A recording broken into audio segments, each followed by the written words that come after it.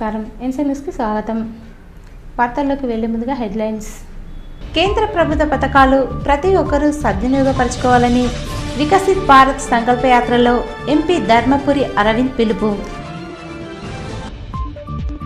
తెర్పల్లి మండలం వాడి గ్రామంలో హైలెవెల్ బ్రిడ్జి నిర్మాణ పనులకు శంకుస్థాపన చేసిన రూరల్ ఎమ్మెల్యే భూపతి రెడ్డి.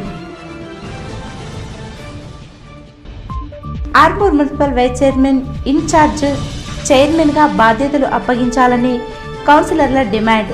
ఆర్టీఓకి వినతి.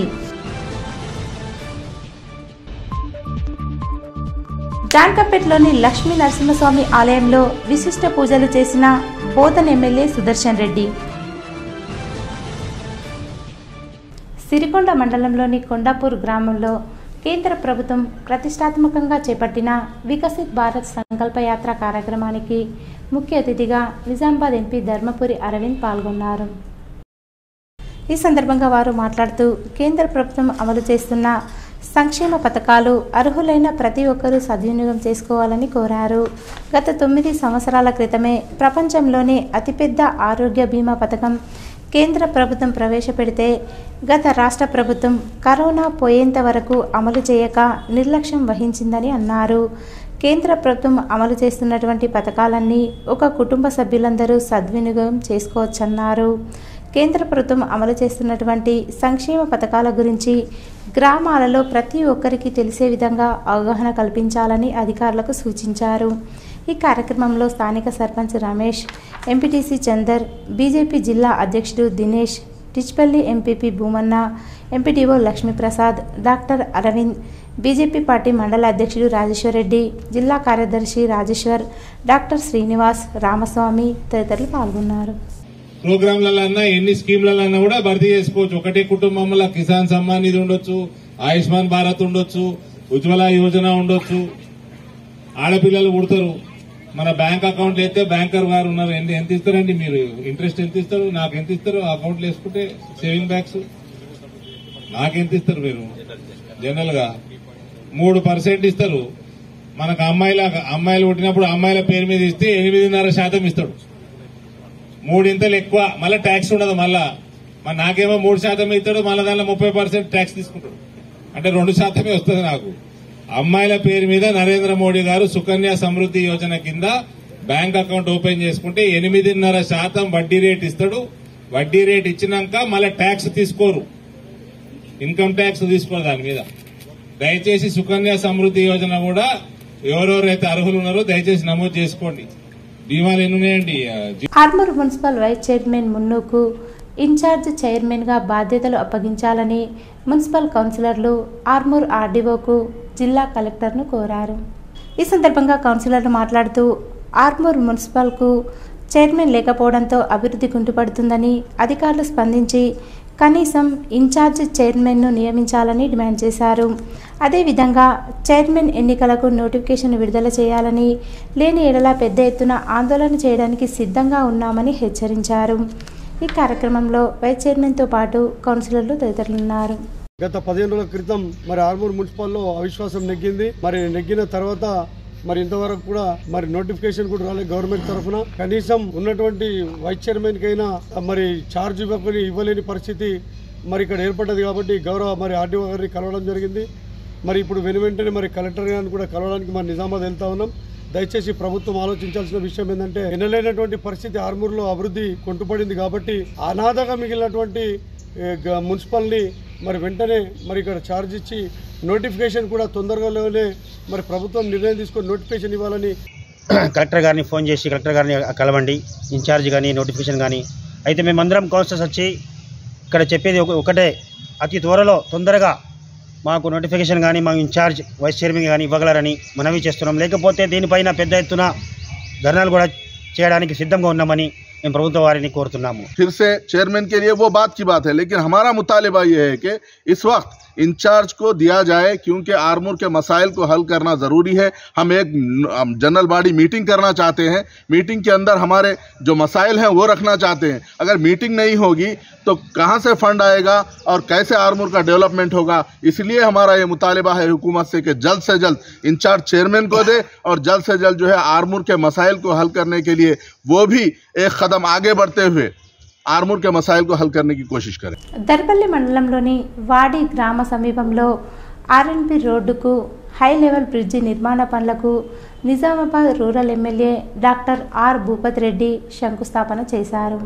ఈ కార్యక్రమంలో ఆయన మాట్లాడుతూ గత 10 సంవత్సరాలలో రూరల్ ప్రాంతంలోని వాడి గ్రామ బ్రిడ్జి పనులు చేయలేక ప్రజలు ఎన్నో రకాల బాధలు పడ్డారని ఆయన అన్నారు.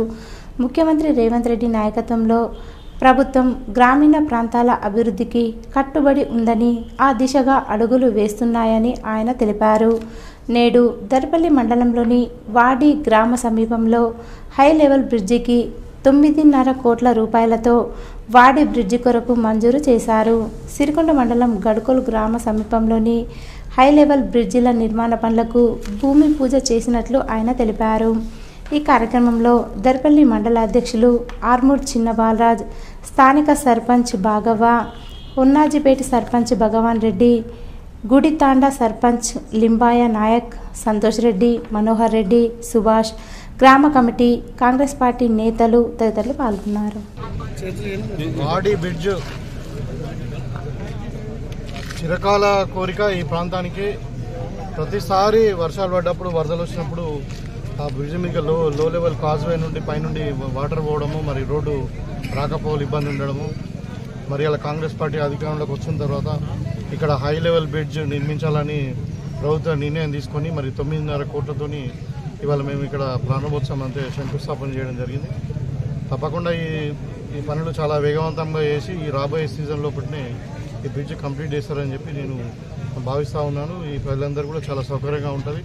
ఇదే కాకుండా నిజామాబాద్ రూరల్ నియోజకవర్గంలో ఎక్కడ ఈ లో లెవెల్ బ్రిడ్జ్లు ఉన్నా కానీ దాన్ని అన్ని కూడా హై లెవెల్ బ్రిడ్జ్గా మారుస్తాం.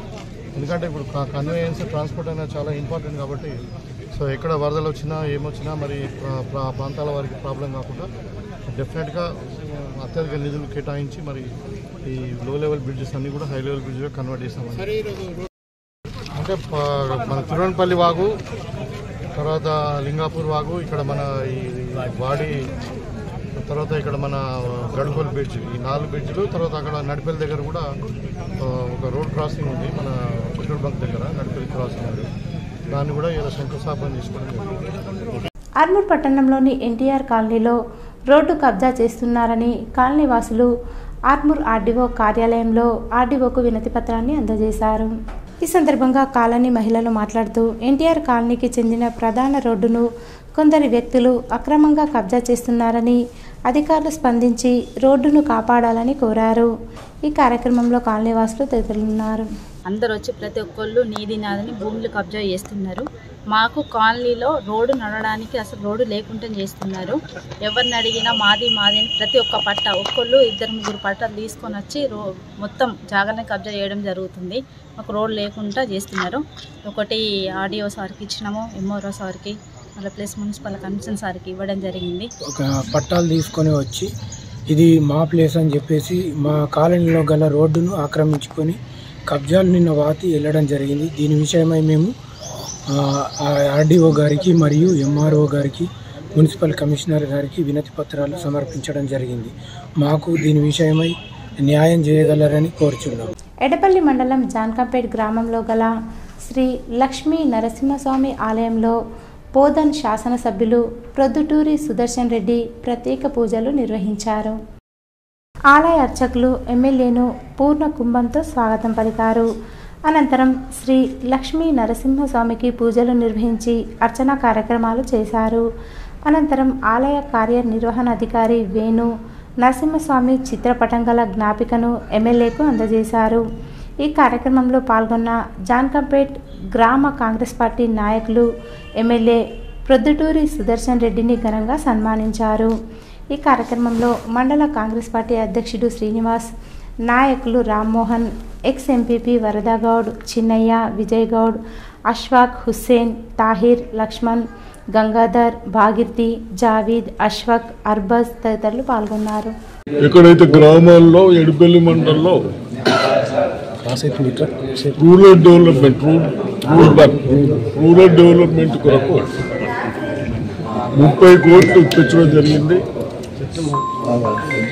దాంట్లో చాలా మటుకు కొన్ని పనులు అయినాయి, కొన్ని పనులు కావలేదు.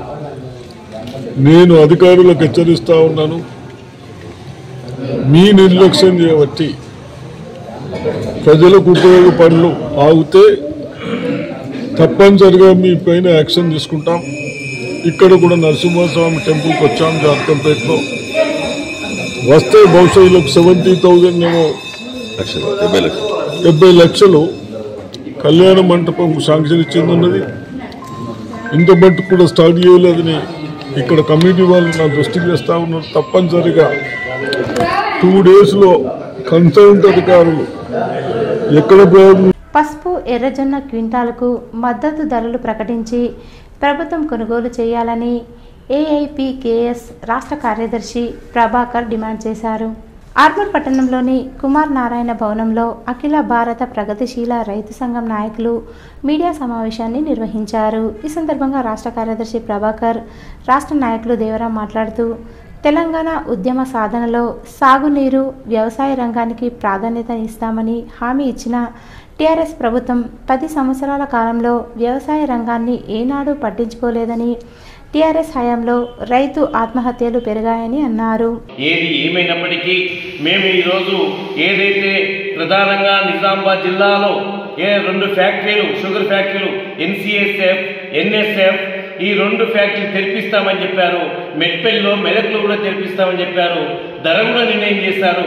వెంటనే మీరు ఈరోజు ఆ ఫ్యాక్టరీలు 4 ఫ్యాక్టరీలని తెరిపిస్తే దాదాపు 6 లక్షల నుంచి 7 లక్షల ఎకరాల వరి ధాన్యం నుండి పంట మార్పిడి జరుగుతుంది, చెరుకు ఉత్పత్తి అవుతుంది, షుగర్ ఉత్పత్తి అవుతుంది అనే విషయాన్ని కూడా మీ ప్రభుత్వాన్ని గుర్తు చేస్తూ ఎర్రజొన్నలు 4,500 చొప్పున ప్రభుత్వం కొనుగోలు చేయాలి. రైతు బంధును ప్రవేశపెట్టి రైతుల ప్రకృతి నష్టాలను సైతం పట్టించుకోలేదన్నారు. బీఆర్ఎస్ పార్టీకి ఎన్నికల్లో రైతులు తగిన గుణపాఠం చెప్పారని తెలిపారు. నూతన ప్రభుత్వం రైతులను పట్టించుకోవాలని, ఇచ్చిన హామీలను నెరవేర్చాలని సూచించారు. పంటలకు 500 రూపాయల బోనస్ ఇవ్వాలని, పసుపు క్వింటాలకు 12,000 రూపాయలు, ఎర్రజొన్నకు 4,500 రూపాయల మద్దతు ధర ఇచ్చి ప్రభుత్వమే కొనుగోలు చేయాలని డిమాండ్ చేశారు. ఈ కార్యక్రమంలో నాయకులు సురేష్, రాజన్న, గంగారాం, గంగాధర్ తదితరులున్నారు. ఇవన్నీ కూడా వెంటనే అమలు జరిగే విధంగా చర్యలు తీసుకోవాలని చెప్పి ఈ సందర్భంగా అఖిల భారత ప్రగతిశీల రైతు సంఘంగా మేము డిమాండ్ చేస్తాం. ఎందుకంటే మేము నిన్నగాక మొన్ననే వచ్చినామని మీరు చెప్పుకుంటాము. ఈ విషయం అధికారంలోకి రాకంటే ముందు కూడా మీకు తెలుసు. రాంగ్ అని చేస్తామని చెప్పి మీరు హామీ ఇవ్వటమే తప్పు. ఇచ్చింది కాబట్టి దాన్ని అమలు చేయాల్సిన బాధ్యత మీ ప్రభుత్వం మీద ఉందని చెప్పి ఈ సందర్భంగా మేము డిమాండ్ చేస్తాం. జనవరి 21వ తేదీన నిర్వహించే తలారి సత్యం, చేపూర్ రవిల 8వ వర్ధంతి సభను విజయవంతం చేయాలని రాజకీయ, దళిత, ప్రజా సంఘాల జేఏసీ నాయకులు పిలుపునిచ్చారు. ఆర్మూర్ పట్టణంలోని కుమార్ నారాయణ భవన్లో జేఏసీ నాయకులు మీడియా సమావేశాన్ని నిర్వహించి మాట్లాడారు. ఈ సందర్భంగా జేఏసీ నాయకులు గంగాధర్, యాదగౌడ్, దేవరాంలు మాట్లాడుతూ అన్యాయాన్ని ప్రశ్నించినందుకు తలారి సత్యం, చేపూర్ రవిలను హత్య చేయడం జరిగిందని అన్నారు. అప్పటి పోలీస్ అధికారులు సైతం అన్యాయానికే తలొగ్గారని, రాజకీయ నాయకుల పక్షానే ఉన్నారని, దళితులకు ఎటువంటి న్యాయం చేయలేదని పేర్కొన్నారు. జనవరి 21వ తేదీన నిర్వహించే సత్యం రవిల 8వ వర్ధంతి సభలో మేధావులు, ప్రజా సాంఘికవాదులు, పార్టీ నాయకులు పాల్గొని విజయవంతం చేయాలని పిలుపునిచ్చారు. ఈ కార్యక్రమంలో జేసీ నాయకులు జీవన్, నర్సయ్య, రమేష్ తదితరులు ఉన్నారు. ప్రాంతంలో ఉన్న అంబేద్కరిస్టులు, ఆర్మూర్ ప్రాంతంలో ఉన్న ఆయా రాజకీయ పార్టీల కార్యకర్తలు, అభిమానులు, ముఖ్యంగా ప్రజాస్వామ్యాన్ని అభిమానించే వాళ్ళు, ప్రశ్నించే గొంతుకలు పలు రోజులు, పలు సంవత్సరాలు వాళ్ళు సజీవంగా వాళ్ళ గొంతులు బలంగా ఉండేటట్టుగా ప్రజలు కూడా సహకరించాలని చెప్పి కోరుతూ రేపు 21 జనవరి రోజు ఆర్మూర్లోని రాజు ఫంక్షన్ హాల్లో జర్నలిస్ట్ కాలనీ యందు ఒక సమావేశాన్ని ఏర్పాటు చేయదలుచుకున్నాం. మరి టిప్పర్తో గుర్తించినప్పుడు 5 నిమిషాలనే అప్పుడున్నటువంటి అధికారి డిఎస్పీ స్థాయి నుంచి మరి అక్కడ ప్రత్యక్షమై ఉన్నటువంటి ప్రూఫ్స్ ను కూడా మాయం చేయడానికి ప్రయత్నించిన దాన్ని మేము తీవ్రంగా ఖండిస్తున్నాం. ఏదైతే ఇప్పుడున్నటువంటి కాంగ్రెస్ ప్రభుత్వం దాన్నే సుమోటోగా తీసుకొని మరి ఏదైతే అధికారులు తప్పు చేసారో వాళ్ళందరూ కూడా శిక్షించి బాధిత కుటుంబానికి న్యాయం చేసి మరొకసారి కూడా ఇంకెవ్వరు కూడా ఇటువంటి ప్రయత్నాలు చేయకుండా చూడాలని చెప్పేసి కోర్టులు తీర్పులు ఇస్తాయి. కానీ గతంలో ఉన్నటువంటి అధికారులే ప్రెస్ మీట్ పెట్టి అసలు ఇది యాక్సిడెంటే, అసలు హత్య చేయబడలేదు అని చెప్పి ప్రకటించిండ్రు పత్రికాముఖంగా అంటే ఆయన ఎన్కేసుకు రావటం తప్ప మరొకటి కాదు. కాబట్టి ఇప్పటికైనా వెంటనే ఆయన మీద తగు చర్యలు తీసుకునే విధంగా ప్రభుత్వం జాగ్రత్తలు తీసుకోవాలని, అదేవిధంగా ఇదే కేసును ఇంకా ఉధృతం చేయడానికి ఒకవేళ చెయ్యకపోతే ప్రభుత్వం మీద ఒత్తిడి చేయడానికి. నిజామాబాద్లో 5 లక్షల విలువ గల డ్రగ్స్ను స్వాధీనం చేసుకున్న పోలీసులు డ్రగ్స్ సరఫరా చేస్తున్న ముఠాను అదుపులోకి తీసుకున్నారు. Excise enforcement team Nizamabad division అధికారులు నేడు కామారెడ్డిలో నిర్వహించిన సోదాల్లో కామారెడ్డి పట్టణ శివార్లో కల్తీ కల్లులో కలిపే మత్తు పదార్థమైనటువంటి ఆల్ఫాజోలం అనే నార్కోటిక్ డ్రగ్ను రవాణా చేస్తూ అమ్మకానికి పాల్పడుతుండగా మెరుపుదాడులు నిర్వహించి 2 వ్యక్తులు కదిరే సాగర్ గౌడ్, మేడ్దుల సాగర్ గౌడ్ అనే వ్యక్తులను అదుపులోకి తీసుకుని వారి వద్ద నుండి 900 గ్రాముల ఆల్ఫాజోలంను, 2 బైక్లను, 2 సెల్ ఫోన్లను స్వాధీనం చేసుకుని వారిని అరెస్టు చేసి కేసు నమోదు చేశారు. సీజ్ చేయబడిన ఆల్ఫాజోలం విలువ సుమారు 5 లక్షల రూపాయల వరకు ఉంటుందన్నారు. ఈ దాడుల్లో ఎన్ఫోర్స్మెంట్ సిఐలు ఏ వెంకటేష్, స్వప్న, ఎస్ఏ రామ్ కుమార్ మరియు సిబ్బంది శ్రీను ప్రసాద్, ఉత్తమ్, భోజన్న, విష్ణు, అవినాష్, రాంబచ్చన్ పాల్గొన్నట్లు enforcement assistant commissioner R Kishan తెలిపారు. ఇక ముందు కూడా ఎవరైనా మత్తు పదార్థాలను అమ్మినా, రవాణా చేసినా ఎన్డీపీఎస్ చట్టం ప్రకారం కఠిన చర్యలు తీసుకుంటామన్నారు. ఓటరు నమోదు ప్రక్రియ సాగుతున్న నేపథ్యంలో ప్రతి ఒక్కరూ ఓటరు నమోదు సద్వినియోగం చేసుకోవాలని కలెక్టర్ రాజీవ్ గాంధీ హనుమంతు పిలుపునిచ్చారు. ఈ నెల 20-21న నిర్వహించే ప్రత్యేక ఓటరు నమోదు కార్యక్రమం సందర్భంగా 18 ఏళ్లు నిండిన ప్రతి ఒక్కరూ ఓటరుగా పేరు నమోదు చేసుకోవాలని నిజామాబాద్ కలెక్టర్ రాజీవ్ గాంధీ హనుమంతు సూచించారు. ఈ దిశగా అధికారులు క్షేత్రస్థాయి సిబ్బందితో పాటు రాజకీయ పార్టీల ప్రతినిధులు అంకిత భావంతో కృషి చేయాలని కోరారు. కాగా జిల్లా వ్యాప్తంగా అన్ని పోలింగ్ బూత్ కేంద్రాల వద్ద అధికారులు, సిబ్బంది అందుబాటులో ఉంటారని తెలిపారు. బాల్కొండ మండలంలోని కిసాన్ నగర్ గ్రామంలో పంటల నమోదు మరియు వరి పంటను పరిశీలించి తగిన సస్యరక్షణ చర్యలను చేపట్టాలని మండల వ్యవసాయ అధికారి మహేందర్ రెడ్డి రైతులను కోరారు. యాసంగి వరి నాట్లు పూర్తి కానున్న నేపథ్యంలో రైతుల సహకారంతో ఏఈఓలు ఆన్లైన్లో పంటల వివరాలను నమోదు చేయాలని ఆదేశించారు. వరి నాటిన 15 నుంచి 25 రోజుల మధ్యలో మోగి పురుగు నివారణకు క్లోరాంతా నిలిప్రోలు గుళికలు 4 కిలోలు ఎకరానికి లేదా ఇమామోక్టిన్ బెంజాయిట్ ప్లస్ కేటాప్ హైడ్రాక్లోరైడ్ గుళికలు 3 కిలోలు ఎకరానికి లేదా థయోమిథాక్సిన్ ప్లస్ క్లోరిన్ త్రానిప్రోలు గుళికలు ఎకరానికి 2.5 కిలోలు ఏదేని ఒకదానిని చల్లుకోవాలని, అధిక మోతాదులో యూరియా వాడడం వలన యాసంగి వరి పంటలో అగ్గి తెగులు, దోమపోటు వచ్చే ఆస్కారం ఉంటుంది కావున అవసరం మేరకు మాత్రమే యూరియా వేసుకోవాలని తెలిపారు. ఈ కార్యక్రమంలో ఏఈఓ నిహారిక ఇతర రైతులు పాల్గొన్నారు. 20 రోజుల లోపల జింకు లోపం గమనిస్తే నివారణకు జింకు సల్ఫేట్ 2 గ్రాములు లీటర్ నీటికి లేదా సూక్ష్మ పోషకాల మిశ్రమమైన ఫార్ములా 7 కానీ ఫార్ములా 4 కానీ పిచికారీ చేసుకొని ఈ యొక్క పంటను సరిచేసుకోవాల్సిందిగా కోరడం జరిగింది. ఎప్పటికప్పుడు వ్యవసాయ విస్తీర్ణాధికారులు. ఈరోజు వార్తలోని హెడ్లైన్స్ మరోసారి. కేంద్ర ప్రభుత్వ పథకాలు ప్రతి ఒక్కరూ సద్వినియోగపరచుకోవాలని వికసిత్ భారత్ సంకల్పయాత్రలో ఎంపీ ధర్మపురి అరవింద్ పిలుపు. తెర్పల్లి మండలం వాడి గ్రామంలో హైలెవెల్ బ్రిడ్జి నిర్మాణ పనులకు శంకుస్థాపన చేసిన rural MLA Bhupathi Reddy. Armoor municipal vice chairman incharge చైర్మన్గా బాధ్యతలు అప్పగించాలని కౌన్సిలర్ల డిమాండ్. ఆర్టీఓకి వినతి. జాన్కంపేటలోని లక్ష్మీ నరసింహస్వామి ఆలయంలో విశిష్ట పూజలు చేసిన బోధన్ ఎమ్మెల్యే సుదర్శన్ రెడ్డి. ఇవి ఈరోజు బులెటిన్లోని విశేషాలు. తిరిగి వచ్చే బులెటిన్లో కలుసుకుందాం. అంతవరకు సెలవు. నమస్కారం.